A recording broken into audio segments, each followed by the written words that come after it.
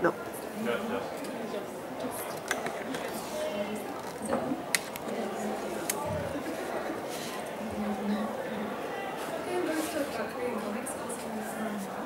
Looking first at the ways in which relatively recent Korean history was shaped in the industry, then moving on to North Korean comics. I'll look at the similarities between manhwa, manga, and manhwa, and what makes them different. Finally, I'll be looking at manhwa in South Korea today, particularly focusing on the impact of widespread access to the internet on the modern manhwa industry. In South Korea, as in Japan, people of all ages read comics, and in 2007, comics accounted for 25% of all South Korean books.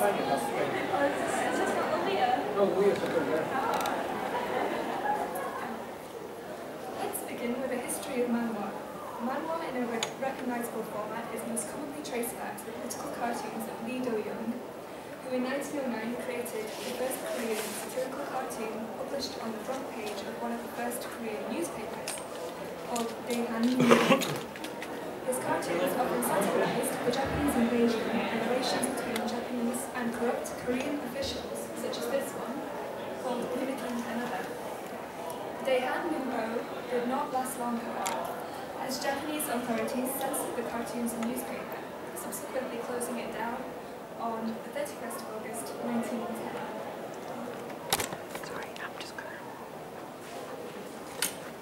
Japan colonized the Korean peninsula from 1910 to 1945, imposing strict limitations on the free press and expressions of Korean culture. These limitations did not stop comics creators such as Ahn Seok-ju, who attacked the Japanese authorities' treatment of the common people and called for independence using his cartoons. A cartoon by Ahn, called Imbecile's Vain Efforts, was so popular that it was made into a film in 1924. Serious Japanese assimilation of Korean culture began in the 1930s with mass book burnings, a ban on the Korean language and publications, teaching in schools solely in Japanese, and the rewriting of Korean history books. However, an underground of Korean publications reportedly existed. Political manhwa was often replaced with funny stories in Korean newspapers by Japanese authorities at this time.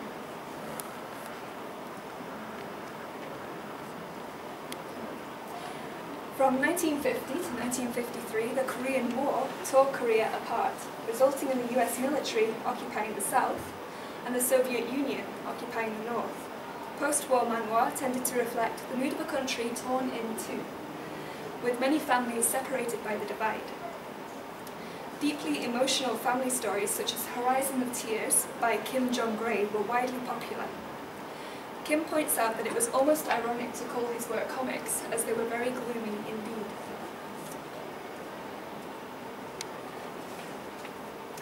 Manhwa established itself as an integral part of South Korean culture in the 1960s. The industry boomed and rental shops, called manhwa bank, which means comic book room, were built all over South Korea. Manhwa in the 1960s was printed on the cheapest of all recycled paper, literally called crap paper, yet they were still too expensive for the average person to buy. The ink used was recycled from the mixed waste of coloured inks from previous press runs, which was never quite black, often ranging from navy to baby blue. In many manhwa, the colour was not uniform, and they often changed from page to page. Television was not widespread, so comics were a principal source of entertainment. Manhwa banks are comic book pay libraries founded during the economic crisis following the Korean War, as a means to give the public access to copies of manhwa, available to rent at a fraction of the price, and still very popular today, with tens of thousands all over South Korea, despite modern economic affluence. Originally, there was no lending system in place, and people would have to stay within the confines of the manhwa bank in order to read manhwa. Okay. Park Chung-hee created a military dictatorship in all but name when he came to power following a military coup d'etat in 1961. The manhwa industry suffered as distribution was monopolized, and censorship of popular culture came into place during Park's regime. President Park banned depictions of manhwa characters in miniskirts characters wearing ribbons, wearing flowers, or other fancy accessories that would encourage extravagance. A boy and girl could not be drawn in the same panel, and even if they were brother and sister, they could not be drawn as sleeping in the same room. One manhwa character, who seemed to avoid the censorship of President Park's regime, was Kobongi, which means mischievous boy, and he was published in 1970. He's an 11-year-old boy who parallels Calvin from Calvin and Hobbes, or Dennis the Menace. He loves being disobedient and playing pranks on adults. He was created by Kil Chong-deok, who's revered in South Korea as a manhwa master. Kobongi provides insight into the upheaval brought with President Park's regime, as Park levelled many rural communities and replaced them with cement tower blocks, as part of his drive to increase living standards across South Korea. Kobongi is set in Park's new concrete jungle and depicts a generation of Koreans coming to terms with this change of environment.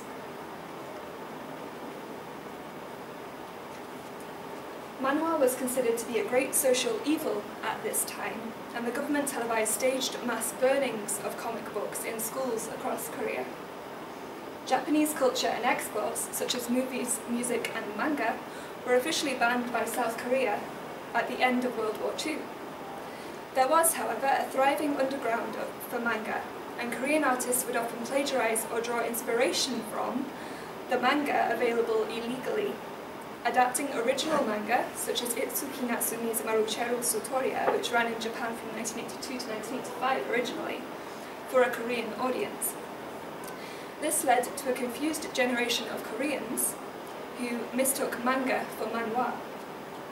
Despite widespread anti-Japanese sentiment, Park cultivated relations with Japan, and plagiarized manga was often released as manhwa in Korea, with the Japanese author's name still intact, but written in Chinese or English characters, so most readers could not decipher it.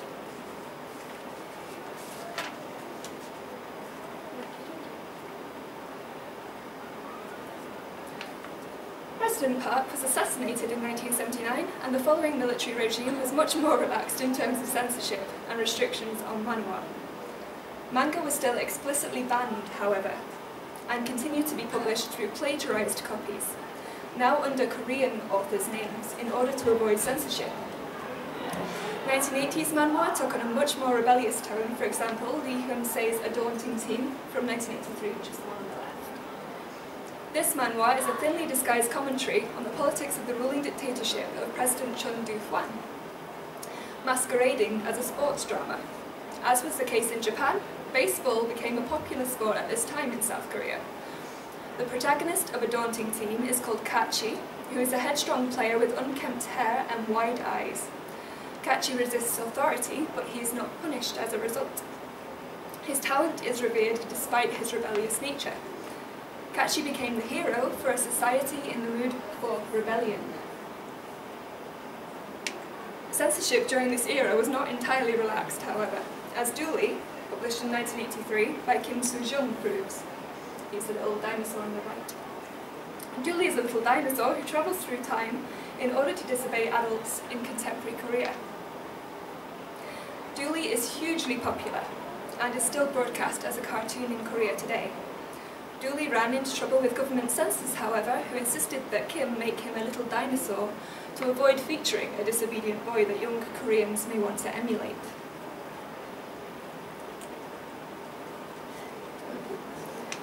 Democratically elected President Kim Dae-jung ruled from 1998 to 2003, and it was during his administration that Korea officially stopped seeing manhwa as juvenile and corrupting and started to see an industry with potential.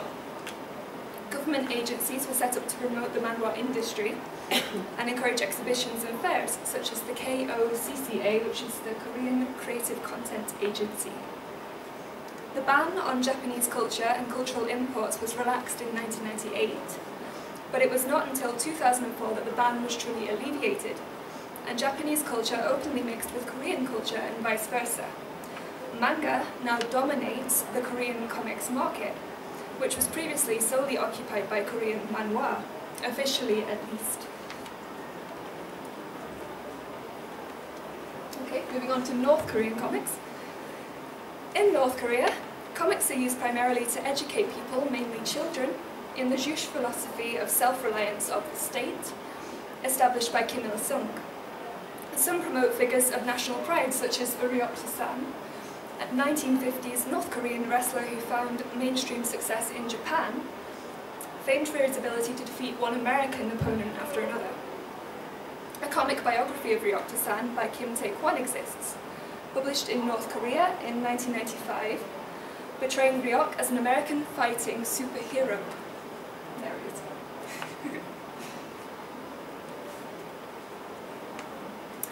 Output of comics in North Korea comes from state-owned publishing houses, and as such, comics creators are restricted by government controls. Stories often feature scheming capitalists from the United States and Japan who create dilemmas for naive, upstanding North Korean characters. For example, Blizzard in the Jungle, published in 2001 by Joe Hack-Ray, tells the story of a group of people who are stranded up a mountain in a jungle in the middle of Africa after a plane crash. The group is a mixture of Europeans, Americans, and North Koreans. The Americans follow logic, following the river downstream, and meet a grisly end after complaining about their human rights being violated. The North Koreans take the rest of the party up the mountain, which is symbolic of Mount Pigdu, which is the birthplace of Kim Jong-il, the ruling leader at the time of publication. They hold pieces of moss from Mount Pigdu, as shown on the right, far right there, and obviously treasure it as their hearts ache for the warmth of their dear general's love. The rest of the group do not understand the cultural significance of the moss and presume it to be ginseng, which emphasises the stark contrast between the group of Europeans and the North Koreans. The North Koreans lament how much they miss their leader, striking poses which emulate statues and posters of Kim Jong-il and Kim Il-sung, which would be familiar to a North Korean audience. It is also no coincidence that the North Korean surnames are Kim, as they are intended to be read as substitute versions of Kim Il-sung and Kim Jong-il. Ultimately, they are wise, benevolent saviours of people oppressed by the mafia, which is an odd detail to include, as Kim Jong-il notoriously funded mafia activities in North Korea. North Korean comics can also provide insight into times of hardship. The Great General Mighty Wing, which was published in 1994 by Cho Pyong-kwon, depicts a time of both political change and everyday economic suffering. This comic was published after the death of Kim Il-sung, ruler for 46 years, and portrays devout socialists as loyal, productive honeybees, reinforcing the reader's attachment to the North Korean leadership. Drought gripped North Korea in 1994, and this is reflected in this comic, showing an awareness of the need for irrigated land and replenishment of food supplies, as the honeybees fight to protect their food supply and work to direct water onto their land. The UN is personified by the threat of the spiders, and American and Japanese characters are present in the threat of the wasps. There are also political mottos and slogans written at the side of this comic, delivering the principles of the North Korean government directly to its readership. For example, on the middle there it says, "Snuff out the fire before it spreads, and squash dissent before it takes root," which actually has nothing at all to do with the story. It's just a way of communicating with the readership, and I guess it's propaganda, really. Okay. Moving on. Moving on to the differences and the similarities between manga, manhwa, and manhwa. Do excuse my pronunciation. There is some confusion in the West regarding the differences between manga, manhwa, and manhwa. This has not been helped by marketing of Korean titles as manga in the West by publishers such as Tokyo Pop, who claim that people won't remember more than one term for Asian comics.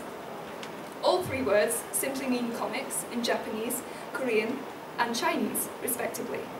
All three are simultaneously similar yet retain individual characteristics. I have compared three titles, one from each country, written for teenage girls, in order to understand the differences and similarities between manga, manhwa, and manhwa.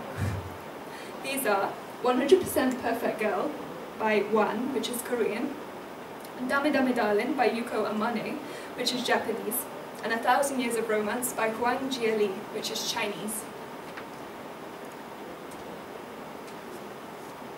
100% Perfect Girl is a very popular title in the Korean manhwa market. 100% Perfect Girl unfolds in a very similar way to a soap opera. And despite more fantastical elements, with an obvious tendency towards exoticism of the West, as the love interest is a prince from a small principality somewhere between France and Switzerland, who falls for a Korean high school girl called Jae-jin, the narrative is very much based in reality. Emphasis is placed on the Western prince chasing his perfect Korean girl, saving her from falling down the stairs, and fighting his urges to the extreme of almost raping her. The manhwa culminates in a dramatic argument between the prince and Jae-jin swears she will never let another man treat her that way again, although there are more volumes, so it's highly likely that she will allow similar dramatic events involving the prince to happen again. The manhwa characters are drawn in a style which evokes both manga and manhwa, yet with more attention paid to facial features such as lips and eyes. If you look on the left there, she's got very full lips. The eyes are not as exaggerated as the eyes of the equivalent Japanese heroine, with more realistic anatomical proportions.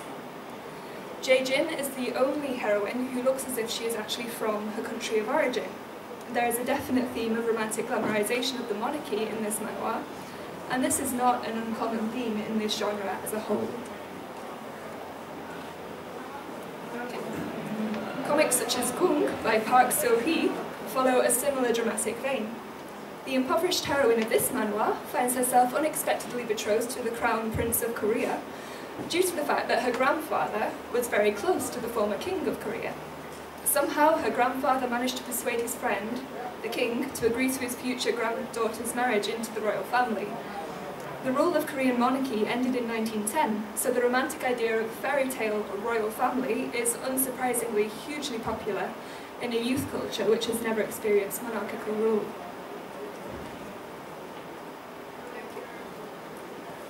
Dami Dami Darling tells a similar story of a 16-year-old high school girl named Fuka who fantasizes about being a princess attended by the man of her dreams, who goes to the same school.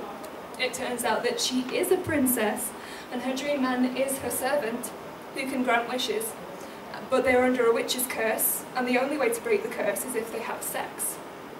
This is pure fantasy. The witch turns out to be male, and tries to rape both lead characters, but they escape, and eventually sleep with each other, and live happily ever after. The Japanese story is the most explicit of all, with nudity and sex included. 1,000 Years of Romance is much more reserved, with the heroine not liking men initially, and is based loosely on Greek mythology. Western men are depicted as exotic and alluring, but the heroine looks Western herself. The eyes are not as exaggerated in the story, yet the characters fit comfortably into the Asian comics language shared by all three. The manhwa is perhaps the most innocent, as the hero and heroine do not even kiss, preferring to place emphasis on action sequences. For example, Athena points a gun at Laurel, and the layout makes it look as if she intends to shoot Laurel in the head, on the far right there.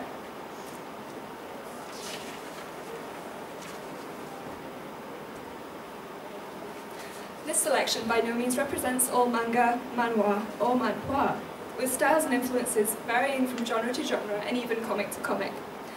Some characteristics are consistently individual to each country's comic culture, however, and should not be overlooked by deeming everything from East Asia as manga. Okay, moving on to manhwa today. The printed manhwa industry in South Korea faced rapid decline in the past decade due to the continued success of the manhwa bank market, which is actually 3 times the size of the retail market and only buys a few copies for rental and pays no fees back to the publishers or creators. Widespread illegal scanning of manhwa is also a problem. As Kim Do-hoon states, manhwa has been flying with just one wing named the print comics market so far, and now adds the other wing named the original market of other media. There is some hope for the printed manhwa industry in the form of the international market, however, as Korean comics are often thought to be more accessible to a Western readership by international publishers.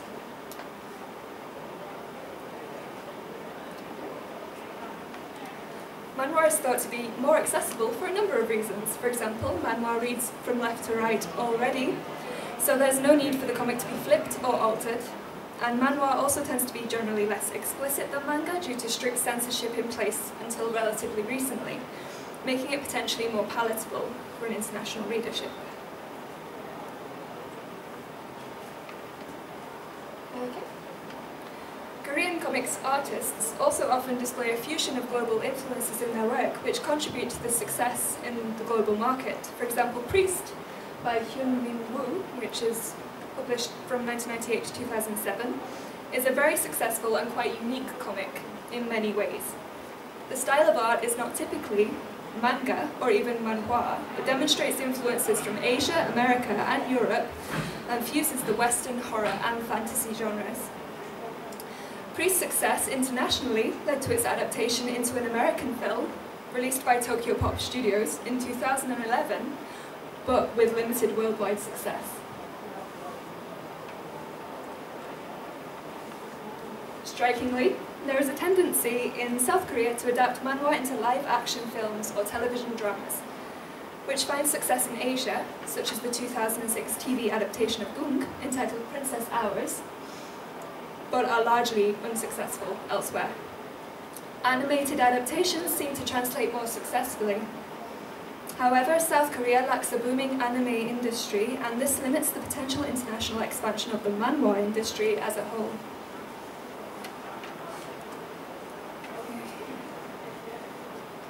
Manhwa has had to move with South Korea, which is the leading innovator in terms of technology. 80 to 85% of all homes in South Korea have high-speed internet access, creating a large potential readership of online manhwa or webtoons in Korean. These webtoons are phenomenally successful in South Korea and elsewhere in Asia, and make the creator-reader relationship much more immediate. Like their printed counterparts, webtoons cover all genres, from horror to teen love, and there is something for everybody.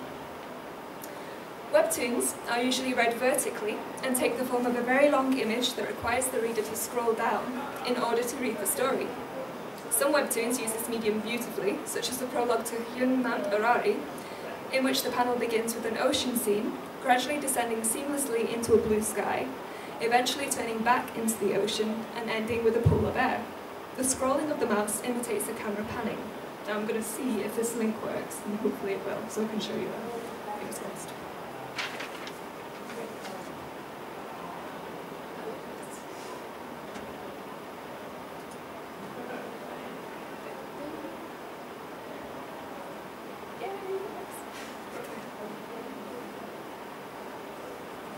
So here you've got the surface of the ocean, and if you move down, so there's sparkles.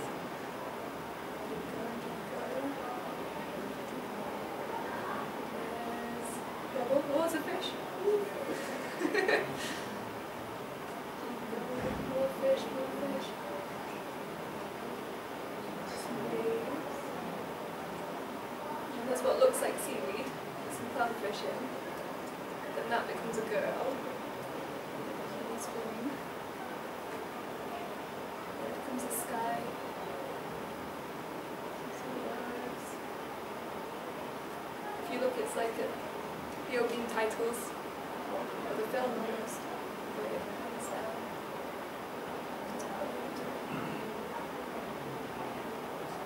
And then eventually becomes a polar bear.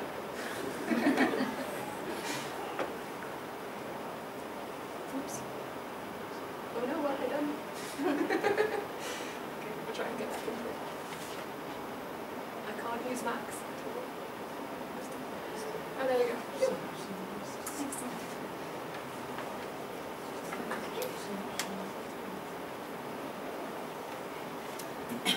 One example of a webtoon which has gained great success in South Korea is The Great Gatsby by Kang Do-ha. This webcomic skillfully uses the medium of the computer screen to tell the story of an anthropomorphic cat who lusts after the woman he's lost. This webcomic uses repetition to convey emotion and mood, enhanced by the need to scroll down in order to read the next panel. This webcomic has become so successful, it has been turned into a musical and is also available in print format. Online manhwa banks have appeared, with one for the Western market in the form of netcomics.com, publishing webtoons in English and offering the chance to virtually rent a chapter or title. There is also the option to buy the most successful comics as a book, thus supporting the print industry.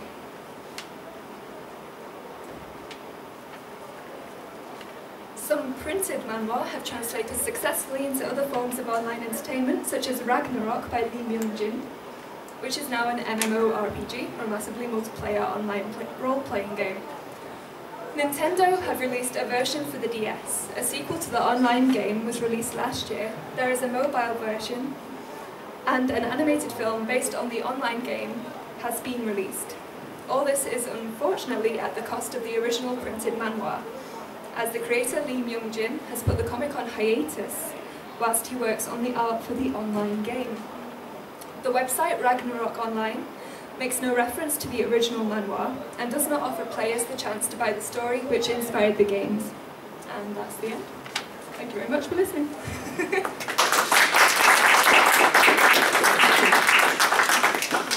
Thank you very much, Hannah. Are there any questions?